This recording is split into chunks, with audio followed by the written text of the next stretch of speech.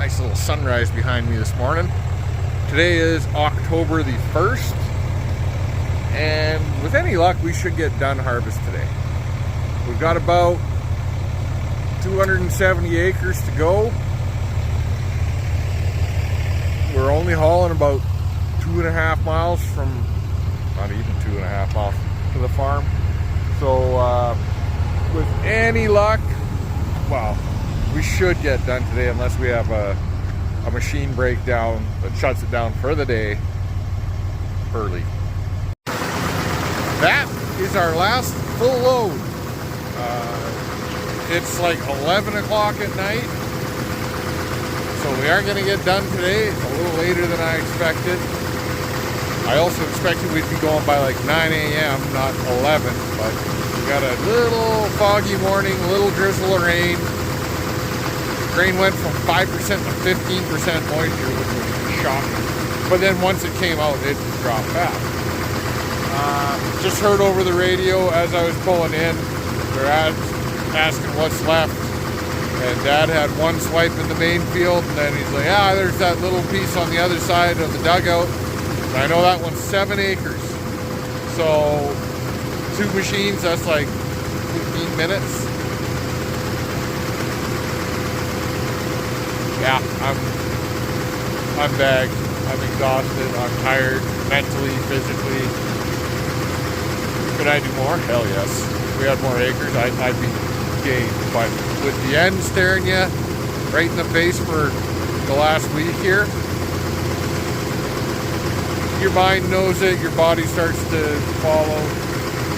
I'm happy it's over. Could have been better. Yep. Could have been a whole lot worse.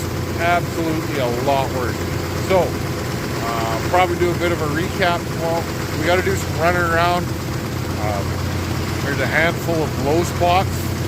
Just after the rain, we didn't want to get too ambitious and dig into the canola and get stuck. So most of the sloughs kind of just around here. And after that, it's a bunch of kochia patches, maybe 25 acres worth that we've just got to run around and put through the machine. So we'll deal with that tomorrow, and we'll have a chat. Well, the PTO's hung on there. I think the chatter's getting a little worse, but I think she's gonna make it. She's only got, I don't know, 150 bushel or so left to do. Good. I don't like it.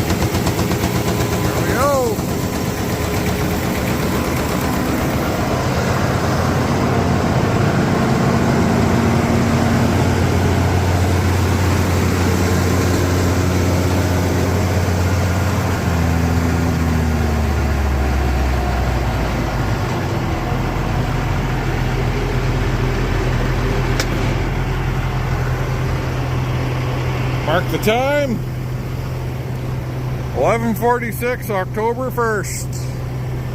She's in the bin. Towards the Forrest Gump. I'm pretty tired. I think I'll go home now.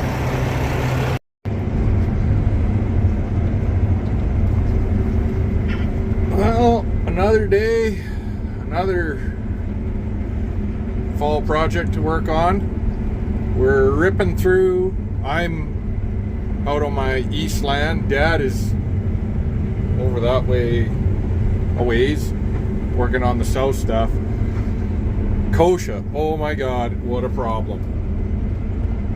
So this little area historically has been kind of saline, but often we're still getting, especially with Durham or wheat, we were still getting, 12 20 bushel an acre, 15 bushel an acre. So you can see there's nothing in here. Saying I'm getting 3 bushel an acre, that's mostly kochia seeds.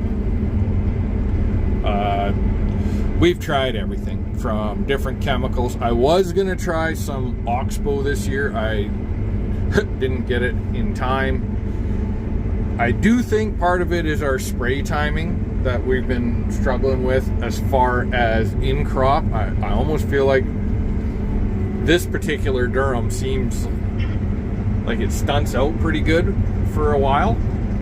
Now, don't get me wrong, still ran pretty good. Like anything in the 70s, I should say excellent. This field had terrible quality because it got rained on a lot, like 6 inches, and then it warmed up, and yeah, nothing good. But I feel like we should be, and we've had this conversation, that we're probably going to start trying to spray our durum a little later, and then hopefully, because it's stunting out or slowing down, at least it's bigger and kind of canopied or on the verge of canopying. Like, we're always in that 2 to 3 leaf, 2 to 4 leaf. Maybe we start going 3, 4, 4, 5 kind of thing. Now, on top of that, obviously we'd like to get all the seeds out of here that we can, so we combine it up and just dump it in the water run. But you can see there's a lot of shelled out kochia seeds, so they're already on the ground, and there's billions of them. So you can see that hey, there was some. We seeded this. It's just it got drowned out. Now this side hill, this whole thing, it can flood when there's a lot of runoff. I am hoping, this weekend's kind of a gong show, being Canadian Thanksgiving, and whatever else. I'm hoping that we can go after a lot of these kochia spots. I have some Crop Aid SS, which is their new product, and I'm going to spot treat as many of these as I can, even if it's not necessary, because we're supposed to get rain and snow coming this weekend. Even if I have to run around and just spray it on wet, that's fine. Like, it doesn't do anything to the plants. It's supposed to start changing the wettability of the soil and opening it up. So I've heard guys saying humic acid as well. I may actually do that in the spring, just get a tote of humic and bomb around if I can. But we're taking a science-based attack at this. We're trying to... Kochia is usually shows you 2 things. If it's in a low spot, this is my opinion, if it's in a low spot like this, it's showing you water and salinity. And a lot of times it's too wet, and whatever you've seeded drowns out, and kochia can just tolerate that. Like, kochia will go in once it dries up, wake up, take over. So we're trying to make sure that we're able to seed this at some point next year. If it's too wet and we have to stand back, well, we'll go back in later. This is going to be canola next year, so it's going to be later, which usually means it's going to be drier. However, canola doesn't compete all that well with kochia. Having said that, this year it did. I think it was just the timing of the rains. So the other thing that kochia shows is compaction, and I am saying that there's a lot of compaction here. We try to, these lowlands here, we try to shut off the fertilizer. I don't know if it got done this year, because it looked like really good conditions when we were seeding. So hopefully, if all goes well, we might get part of a crop next year. But I'm hoping, maybe half a crop in 2 years. The next time this is durum. Yeah, actually it might be peas after the canola. Sorry, it might be soybeans is what I was actually kind of thinking about doing. So, and that would help clean up a lot, because you can use some good chemicals in soybeans. So I probably lost, I bet you 10 acres out here to Kochia, and including those acres that I lost, this field ran, ooh, that was a bit aggressive, ran like 72 bushel an acre. And that's including, we probably left some heads down because it got lodged real bad after that big 6 inches of rain. It's funny how it's standing up pretty good right here, but where it was good and heavy, she got pretty flat. So it did run really well. It's just that, take a look at this stuff that's coming in. It's just Kochia seed, which is ridiculous. Yeah, the other thing with that compaction. Now, I'm hoping chemically might not be the right word, but it's probably a suiting word, but that we can open this stuff up, be it through, like I said, humic acid.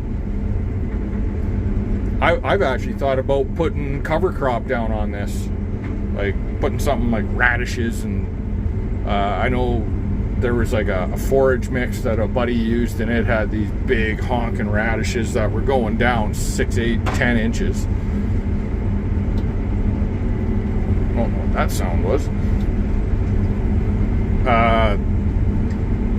So possibly the use of cover crops here, but cover crops are difficult to spray around. Now, yes, we can make mats and shut on and off, but if the wind isn't favorable, sometimes that gets dinged up pretty bad. The other thing I am considering, probably not next year, but possibly the year after, if we're not starting to see progress, is physical. Now, I've been wanting to buy a, what the heck is the name of them? Essentially, it's a soil compaction tester, but there's a proper term for it. Compaction probe. And get an idea how deep this compaction is. It might be just at the surface. It might go down a fair ways and get a ripper in. Oh, that's a rock. Kind of surprised there's not really rocks here. There's rocks over there.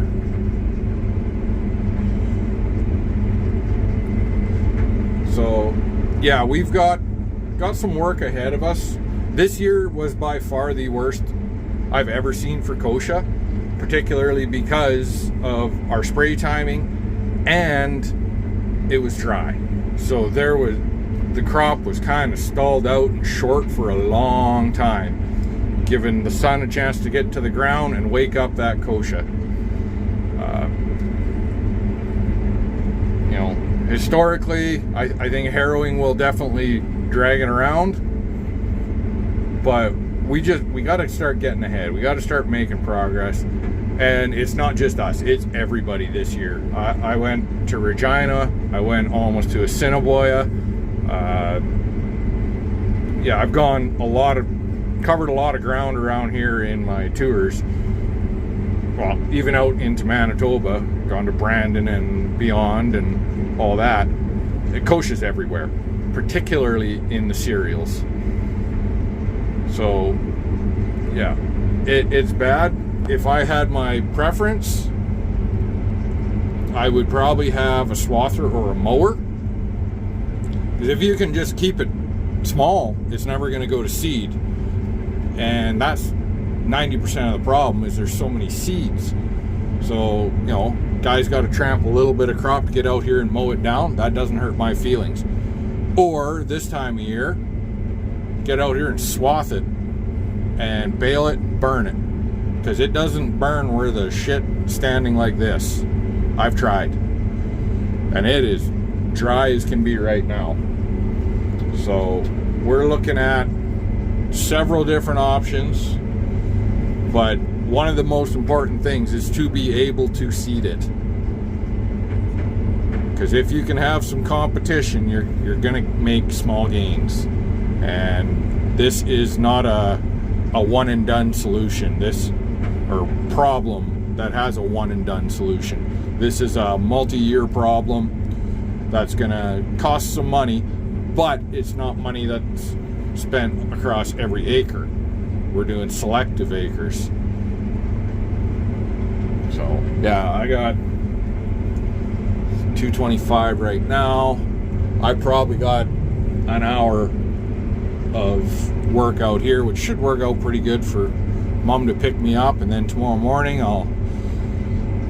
we got Thanksgiving tomorrow, one Thanksgiving, and then another on Sunday, and Sunday's supposed to rain, so I got to get this combine down so we can clean up the headers at least, and then down to my uncle's, and we'll be able to put the combines inside and clean them up another time. But yeah, we're not too worried about packing the headers in just yet.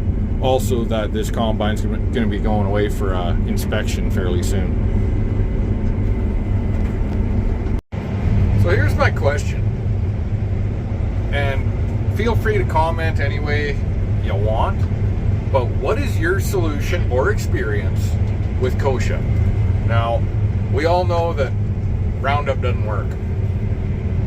I kind of feel like, for the most part, Liberty doesn't work.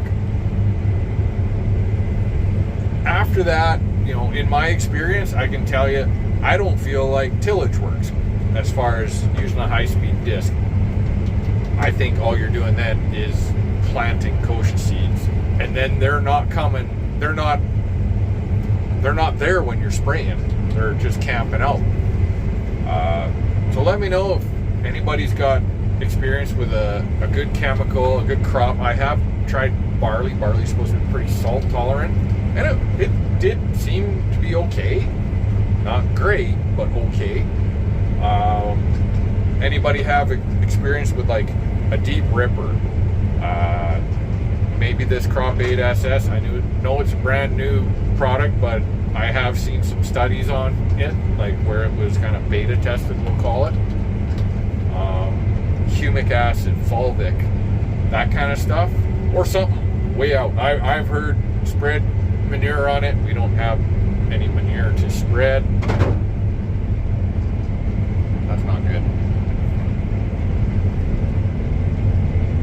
I don't know where these rocks are coming from. They're small. I should probably dump my stone trap. But yeah, like, let me know what you've tried and if it worked or if it didn't. If it's something way out there, I'm always interested to hear what people are doing and what worked, what didn't work, because it's just as valuable to know what doesn't work as what does work.